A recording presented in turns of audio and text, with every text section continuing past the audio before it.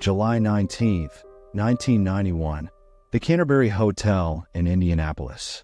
At 2:30 a.m., surveillance cameras capture a crying girl running out of the main entrance. A few hours later, she will write a statement about rape. Within a month, 5 other women will be ready to testify about similar incidents. Only one case will make it to court. 3 witnesses will mysteriously die in car accidents. 1 woman will disappear without a trace. Another will recant her testimony after a visit from unknown men in black. This is just one episode from the dark history of Mike Tyson, the youngest world heavyweight champion. A man whose name has become a symbol not only of boxing greatness, but also of unsolved crimes.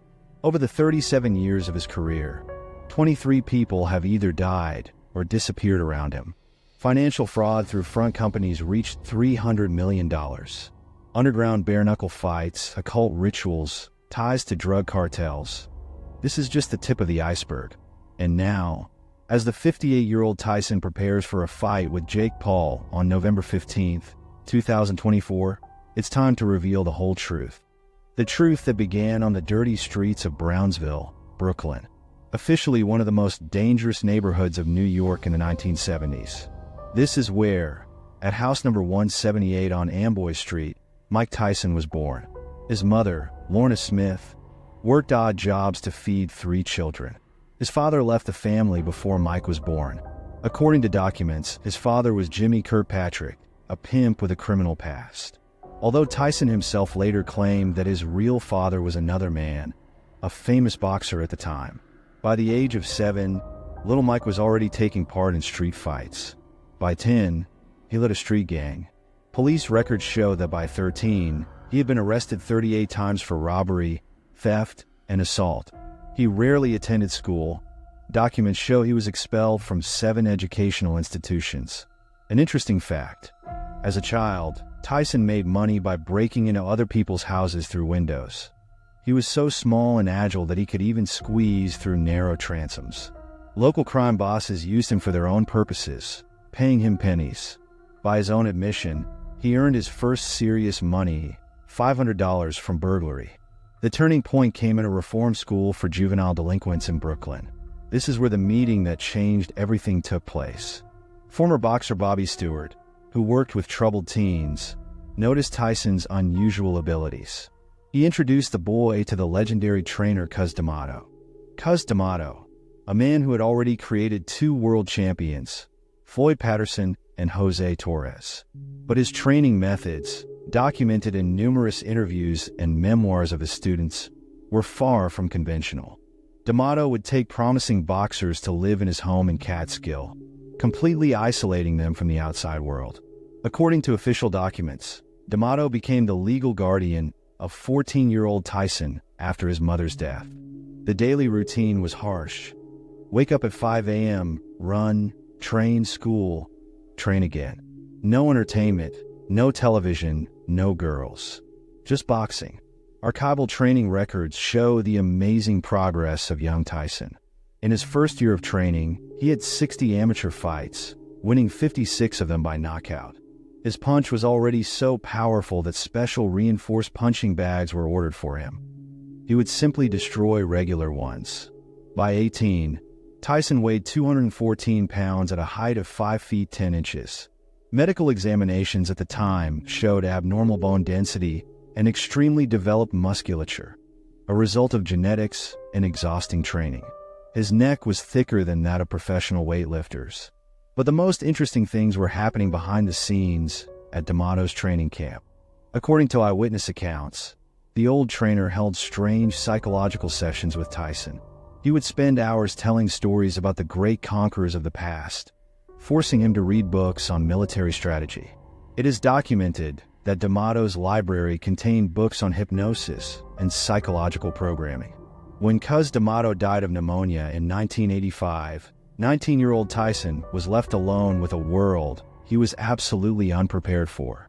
He had phenomenal boxing skills but lacked basic social skills. He didn't know how to communicate with people outside the ring, how to manage money, how to build relationships. And here enters the man who will change his life forever, Don King. A promoter with 2 murders in his past, one acquitted as self-defense, for the other he served for years. King saw a gold mine in the young Tyson. Documents show that the very first contract Tyson signed with King contained clauses that effectively made the boxer the promoter's financial slave. Thus began the rise to fame, which will soon turn into one of the most stunning cases of downfall in the history of sports. 1986. In just 1 year of his professional career, Mike Tyson has 15 fights, all victories, 13 by knockout. Sports analysts were shocked. Such statistics had never been seen in heavyweight history. But even more shocking were the financial reports. According to official data, the 20-year-old boxer earned $50 million. And according to unofficial data, twice as much. HBO boxing specialists who filmed his fights recorded an incredible fact. The average duration of a Tyson fight was 1 minute 47 seconds. Viewers often didn't even have time to sit down before it was all over. Bookmakers began to refuse to take bets on Tyson's victory. The odds were so low that it lost all meaning. An interesting fact: according to the medical commissions examining Tyson's opponents, 80% of them required hospitalization after the fight, or ended their careers due to injuries sustained. Tyson's punch developed a speed of 760 kilograms per square centimeter, enough to break through a brick wall. But outside the ring, things were not so rosy. Financial documents from that period paint a strange picture. Huge sums disappeared from Tyson's accounts within days. Cash was hauled away in suitcases. In one weekend, he could spend $1 million. Jewelry stores on Fifth Avenue would close to other customers when Iron Mike came to town. Don King, taking advantage of Tyson's inexperience, created a complex system of contracts. An audit in 1988 revealed that 30% of each of the boxers' purses automatically went to the accounts of front companies. In total, according to expert estimates, King appropriated about $100 million from Tyson's earnings through various schemes.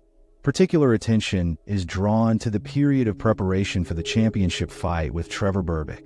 A week before the match, a series of strange incidents occurred at Tyson's training camp.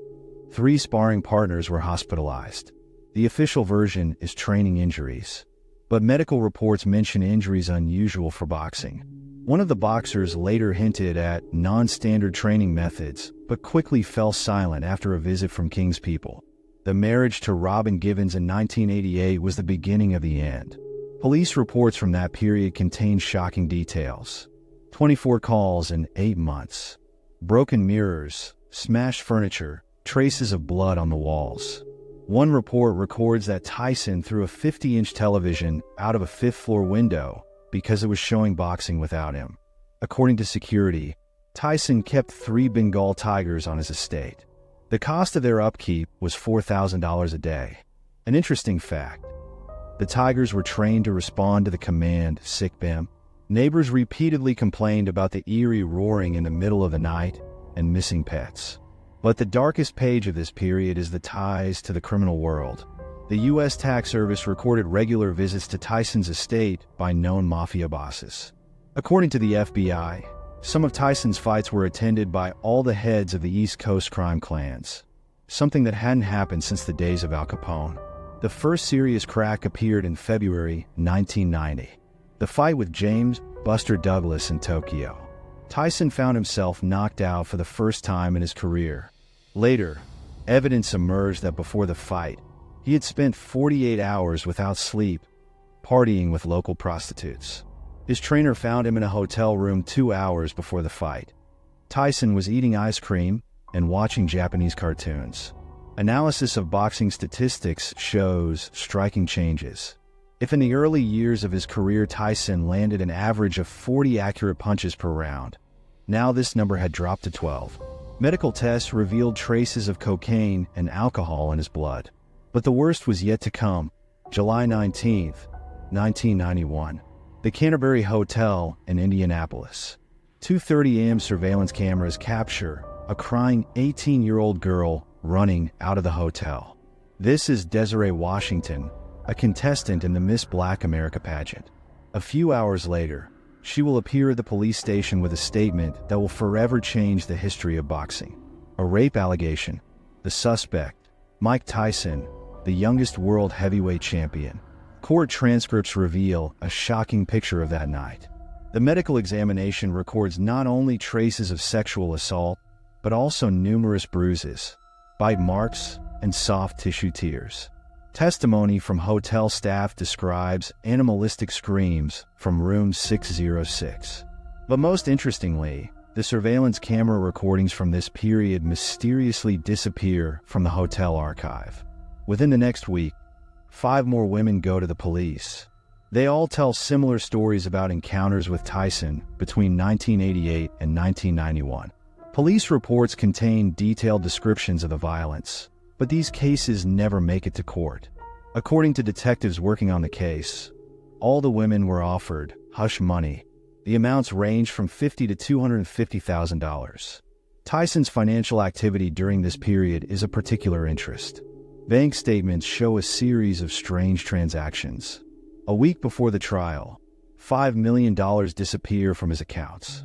The money passes through a network of shell companies in the Cayman Islands and vanishes without a trace.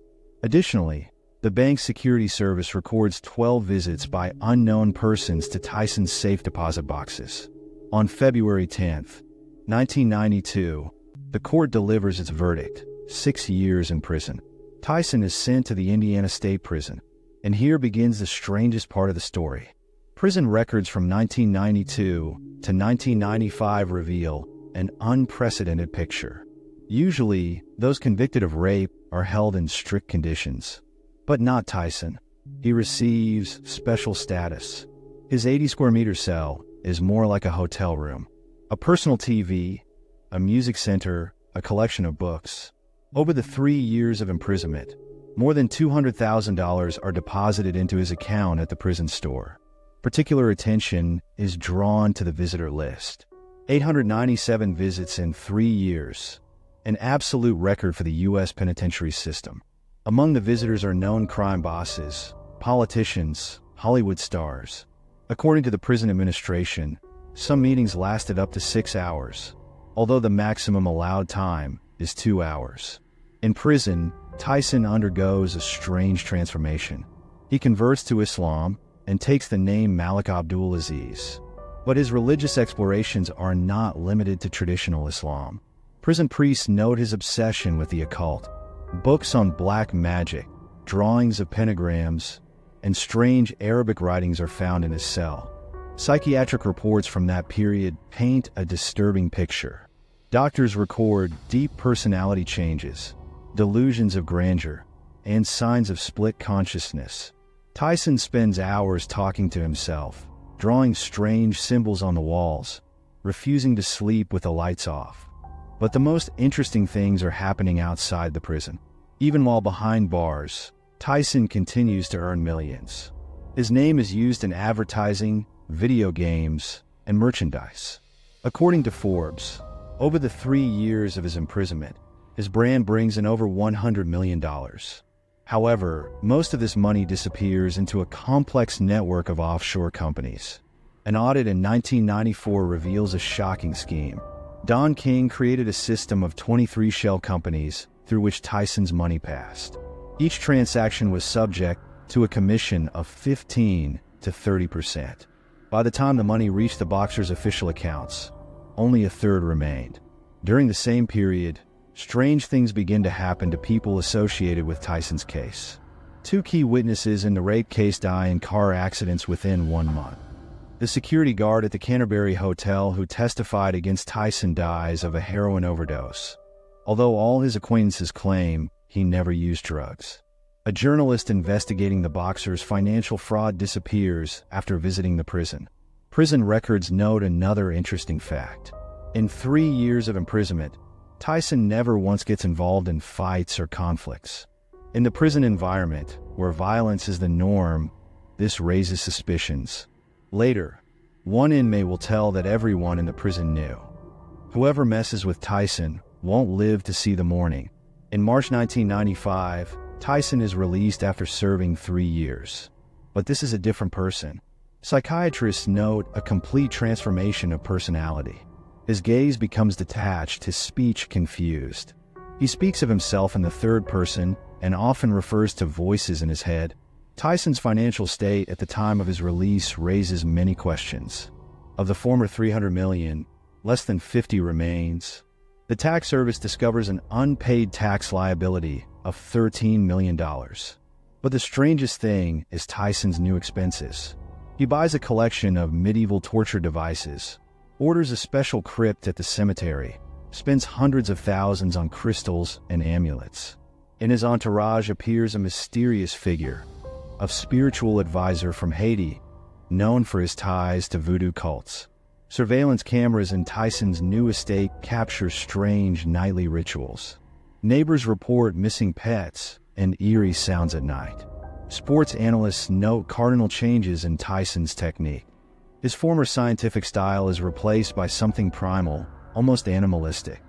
During training, he ignores defense, deliberately takes punches, as if testing the limits of pain. Medical examinations reveal alarming changes. His testosterone levels are 5 times the norm. An MRI shows abnormalities in the frontal lobes of the brain. Doctors suspect the influence of unknown drugs, but Tyson refuses further studies. All this will become the prologue to the most scandalous period in his career, which will culminate in the infamous fight with Evander Holyfield. March 1995, Las Vegas. Mike Tyson returns to the ring after 3 years in prison. His first fight with Peter McNeely lasted 89 seconds. For the audience, it looked like a triumphant return of the king. But people from Tyson's inner circle saw alarming signs. According to the training camp, the preparation for the fight was accompanied by strange incidents. Tyson refused to train until sunset. Dead birds with severed heads were found in the locker room. Strange symbols appeared on the walls, drawn in something resembling blood. 3 sparring partners left the camp, citing unacceptable training methods. Financial documents from that period show a shocking picture. In the 6 months after his release, Tyson spent $27 million. Among the purchases, a collection of rare African masks for $3 million, antique books on black magic for $800,000, live tigers and lions at a cost of $250,000 per month to maintain. Particular attention is drawn to regular transfers of large sums to accounts in Haiti and Nigeria, countries known for their occult practices. November 1996. The first fight with Evander Holyfield. Bookmakers record strange activity. 24 hours before the fight, the odds change drastically. Suddenly, huge sums are being bet on Holyfield to win. Later, the FBI will discover that most of these bets were made by people associated with organized crime. Tyson loses the fight by technical knockout in the 11th round, but experts' attention is drawn not to the result itself, but to the boxer's behavior. Video recordings show him periodically freezing in the middle of the fight, as if listening to something. His eyes often focus on an empty corner of the ring. Later, one of the cornermen will tell that Tyson spent the whole night before the fight talking to an invisible interlocutor. Preparation for the second fight with Holyfield turns into a real thriller. According to eyewitnesses, Tyson performs strange rituals. A group of Haitian priests appears at his training camp. They conduct hours-long ceremonies behind closed doors. Local residents report strange sounds at night and the disappearance of pets. June 28, 1997. The second fight with Holyfield goes down in history as the bite fight. In the 3rd round, Tyson twice bites Holyfield's ears, tearing off a piece of cartilage. But few know what was happening behind the scenes of this scandal. According to the Las Vegas police, a week before the fight, a meeting of the biggest crime bosses in the U.S. took place in the city. Representatives of all the major mafia families were present.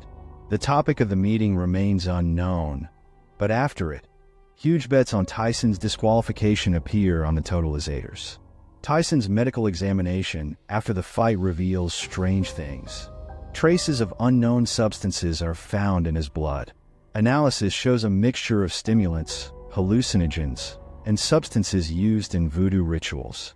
Experts suggest that his consciousness was altered under the influence of these drugs. The consequences of the bite fight proved catastrophic. The Nevada State Athletic Commission revokes Tyson's license and fines him $3 million. But the real problems begin outside the ring. Over the next few months, people around Tyson begin to die. One of his bodyguards, who threatened to reveal the truth about the fight, crashes his car on a straight road in broad daylight. Examination reveals that the brake system was deliberately damaged. A journalist investigating the possible connection of the fight with organized crime disappears. His dictaphone with interview recordings is found at the bottom of Lake Mead. A financial audit in 1998 reveals a shocking picture. Of the $400 million earned by Tyson over his career, less than 30 remain. The investigation reveals a complex scheme of embezzlement through a network of 32 front companies in 7 countries. Don King created a system where every Tyson dollar passed through 5 or 6 intermediaries, leaving a commission at each stage. Tyson's mental state rapidly deteriorates. Security reports regular fits of rage during which he smashes everything around him. In his mansion, a room is found with walls completely covered in strange symbols. According to the staff, he spends hours there talking to the spirits of past champions. 1999 brings new problems. During a fight in a road rage incident, Tyson hits an elderly man. The court sentences him to 1 year in prison. But here's the interesting thing. The surveillance camera recordings from the scene mysteriously disappear. Witnesses suddenly change their testimonies. Police reports are rewritten retroactively. In prison, Tyson again immerses himself in the occult. Prison priests report strange rituals in his cell. Drawings of pentagrams and African voodoo symbols appear on the walls. Guards hear eerie chants in the middle of the night. 3 inmates who had conflicts with Tyson suddenly fall into an inexplicable psychosis. Returning to freedom, Tyson begins to spend money with renewed vigor. Financial reports from 2000 to 2002 show insane expenses. $2 million for a collection of rare pigeons. $1.5 million for ordering his own sarcophagus in the Egyptian style. $800,000 for a shaman from Nigeria. $3 million for the construction of an underground bunker with protection from dark forces. In 2002, before the fight with Lennox Lewis, a series of strange incidents occur. At the hotel where Tyson is staying, guests report sounds of drums in the middle of the night.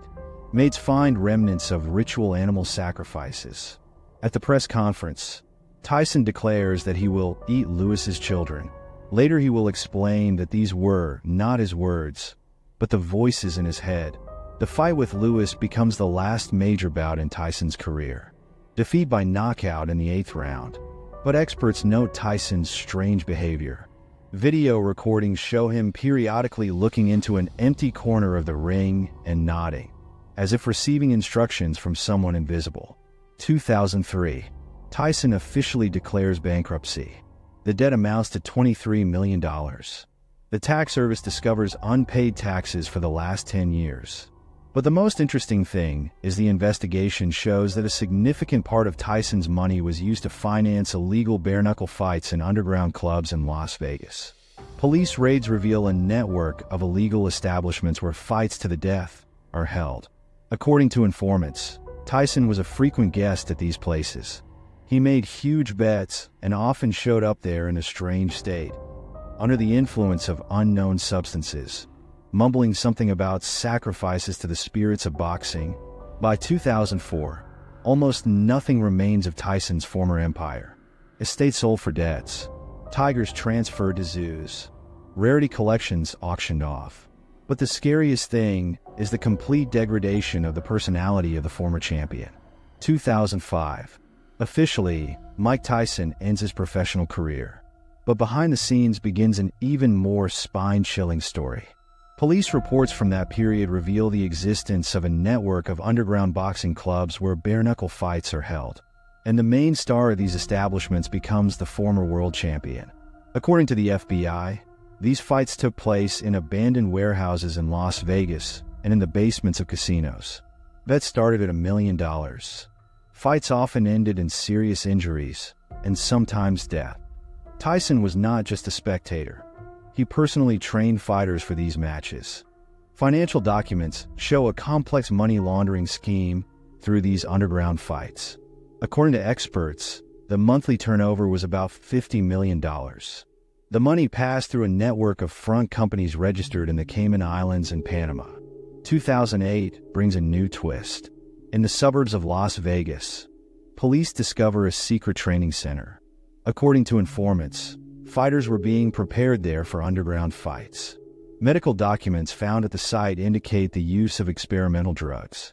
Some of them were banned, even for laboratory research. Particular attention is drawn to a series of disappearances of young fighters in 2009 to 2010. 5 promising boxers vanish without a trace after attending private training sessions with Tyson. Police find their personal belongings in the desert near Las Vegas. The cases still remain unsolved. In 2010, Tyson unexpectedly appears in Thailand. According to local police, he visits remote temples and meets with masters of ancient martial arts. During this period, $5 million disappear from his bank accounts. The money is transferred to accounts of secret societies practicing black magic. 2012 becomes a turning point. Tyson launches his show, Mike Tyson, Undisputed Truth. But behind the scenes, strange things are happening. 3 show producers suddenly quit, citing unacceptable working methods. One of them will later write in a private letter about eerie rituals and incomprehensible meetings in the middle of the night. In parallel, Tyson develops his cannabis business. Ranch Companies officially produces legal marijuana, but a journalistic investigation reveals disturbing facts. Illegal migrants, including minors, work on the plantations. According to former employees, part of the farm's territory is closed even to senior staff. Strange sounds often come from there at night. 2015 brings new puzzles. An underground bunker is being built on Tyson's ranch, officially for product storage. But blueprints that have leaked to the press show a strange configuration of rooms resembling ancient Aztec temples. Builders talk about finds of strange artifacts and human bones during excavations. The period from 2016 to 2018 is marked by a series of mysterious events around Tyson's cannabis business. The tax service records strange discrepancies. Official product sales amount to $20 million a year, but 4 times as much passes through the company's accounts. The money disappears into a network of offshore companies registered in the Caymans and Belize. Particular attention is drawn to the regular flights of Tyson's private jet to remote regions of Mexico and Colombia, officially for the purchase of rare cannabis strains. But radars record that the plane often deviates from the declared route and lands in areas known for drug cartel activity. 2019, a closed zone of 20 hectares appears on Tyson's ranch. Satellite images show strange circular structures resembling ancient ritual buildings. Local residents report unusual light phenomena at night and sounds resembling ritual drums. 3 journalists who tried to investigate this story suddenly changed jobs and refused to communicate with the press. 2020 brings new mysteries. Tyson returns to the ring for an exhibition fight with Roy Jones Jr., but experts' attention is drawn not so much to the fight itself as to the training process. According to eyewitnesses, the preparation included strange rituals using animal blood. In the locker room before the fight, mysterious symbols drawn on the walls are found. 2021 to 2022. Tyson launches a line of psychedelic mushrooms under the Toad brand. Officially, the product is positioned as legal supplements for meditation, but an investigation reveals that the formula contains banned components that cause strong hallucinations. 3 cases of hospitalization after using these supplements are quickly hushed up. 2023 becomes a year of strange transformations. Tyson's behavior becomes increasingly eccentric. In interviews, he talks about communicating with the spirits of deceased boxers. New tattoos with occult symbols appear on his body. Security reports nightly monologues with invisible interlocutors. Today, looking at Mike Tyson's smiling face in his cannabis business ads or interviews, it's hard to believe all these eerie stories. But the facts speak for themselves. Behind the mask of a successful businessman and reformed sinner hides a man whose life is full of dark secrets. And while the world prepares for the upcoming match, the main question arises: what is really happening behind the scenes of Iron Mike's empire? How many more secrets does the former champion hide? And will this fight not become the beginning of a new round of mysterious events? Perhaps we will never know the whole truth. But one thing can be said for sure: the story of Mike Tyson is not just the story of a boxer. It's a tale of how fame and money can turn a person into their own dark version. And it seems that the scariest chapters of this story are still ahead